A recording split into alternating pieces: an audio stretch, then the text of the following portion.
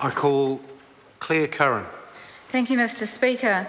Well, there is no doubt that the objectionable material that this bill addresses is certainly objectionable, and there does need to be strong measures in place to deal with the perpetrators, and therefore Labor is supporting this bill.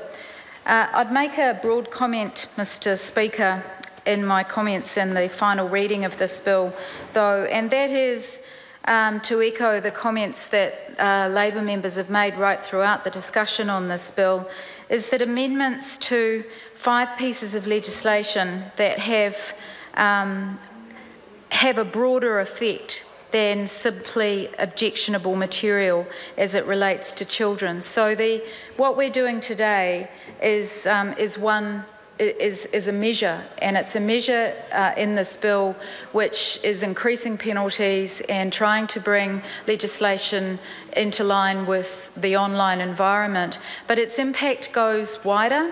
But what this bill doesn't do, and this is I guess our main problem with this bill, is that it doesn't fit into an overall strategy for dealing with objectionable material generally, child exploitation, cyberbullying and abuse online, particularly online, affecting and also perpetrated by children. And so there's a whole lot of wider issues within which this particular piece of legislation sits, but it doesn't actually, it doesn't fit within a strategy because there is no overarching strategy. And I think that's our plea.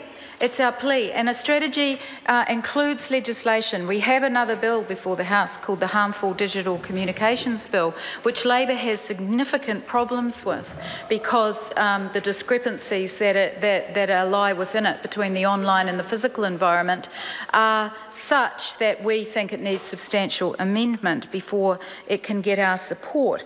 But a wider strategy also has to include education measures and awareness raising, education measures that are wide throughout the community, that actually give some certainty and reassurance to the community generally that the government is trying to address behaviours that lead to that can down the track lead to worse outcomes, and where we end up with people who are being prosecuted for these sorts of crimes.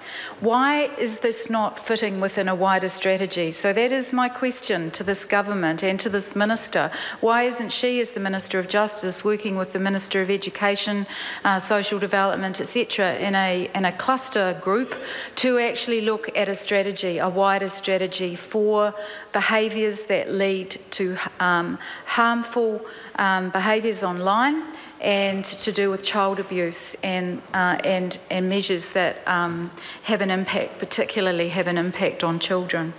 The other part of the strategy, the wider strategy that is needed, is for these measures to be proportional in the online environment with the physical environment. And by proportional, I certainly don't mean exactly the same, but I mean proportional, really proportional, so they actually and consistent across the different issues.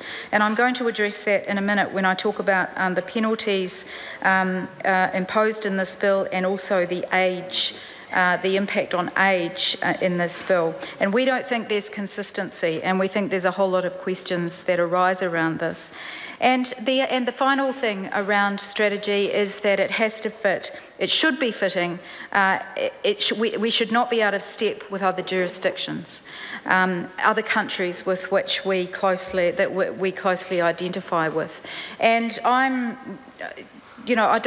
don't think this particular bill has major issues with that. But certainly the Harmful Digital Communications Bill, which is another bill on the order paper which is coming back to the House, certainly does. And So therefore, all of these pieces of legislation need to have a wider look. There needs to be a wider look at how they fit within a wider strategy. So I just want to turn to the penalties and the discrepancies, and that Labor pointed out, and I think other members have pointed out during the discussion on this bill. And for two reasons. The first is the actual increase in penalties. There are two particular penalties that have been increased substantially in this bill. One is the possession of an objectionable publication, which has gone from 5 years. The penalty is 5 years imprisonment, and it's doubled, so it's now at 10. And the second is the making of an objectionable publication, which is a worse crime, is gone from 10 years to 14, which is a significant penalty. Now, I'm not going to comment on the actual penalty, but what I do want to do is draw the parallel with physical offences. So these are objectionable publications penalties. In the physical environment, sexual connection with a young person under 16 and an indecent act on a child under 12 carries a penalty of 10 years. And sexual connection with a child under 12 carries a penalty of 14 years. So juxtapose that with the making of an objectionable publication and the actual sexual connection with a child under 12. Both penalties are at 14. I believe that we're going to be hearing from the judiciary, from the Law Society, from the general justice sector around this as being that there's a proportionality issue here, and I think that needs to be noted in this reading. Also, with regards to penalties, Mr. Speaker, it was pointed out by several submitters, plus in the regulatory impact statement, that increasing penalties for objectionable publication offences risks distorting relativities with physical offences, which is what I've just said, and that the effect of increasing the maximum penalty is difficult to predict. So while judges will view an increase in penalty as a signal from Parliament that this type of offending is considered serious, the maximum penalty for the offence is only one of many factors that a sentencing judge considers.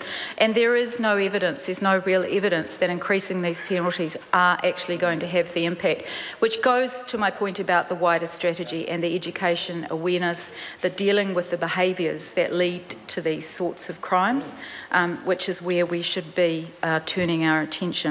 I just want to quickly touch on the age issue, and my colleague Jacinda Ardern actually raised this several times during the committee stage, and really is and this is at clause 7, where in the bill, part 1, where the offender must be sentenced, the exceptions to offenders being sentenced, and one of the exceptions in particular circumstances of the offender is the age if he or she is under 20. So there's room there for an exception for being under 20. Now, this is an exception. We don't have an issue with that.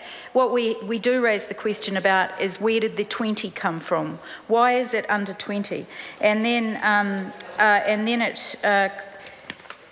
clause 13, around the person being over the age of 16 years is liable to imprisonment not exceeding 3 years if he or she intentionally exposes a person under the age of 16.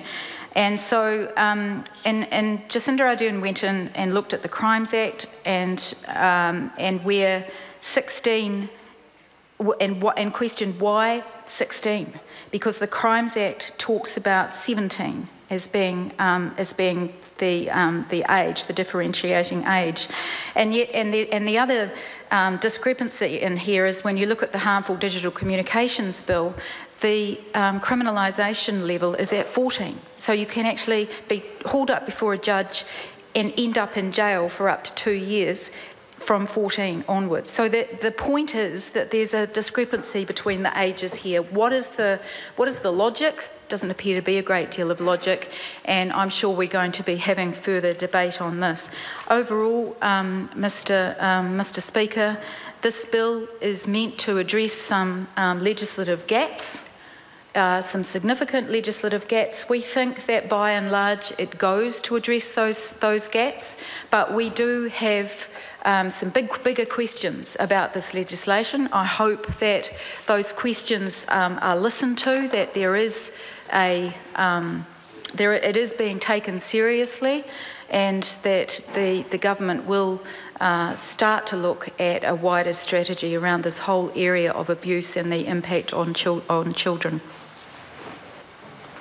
Ko Catherine Delahunty. Tēnā koe, Mr. Speaker.